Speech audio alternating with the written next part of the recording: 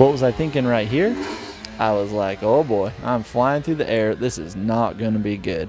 I just was hoping for the best, holding on tight, but not tight enough, obviously, because my hands blew off, my face blew into the ground, and I took a tumble, and then I laid there like a big old sissy for a little bit because I couldn't breathe.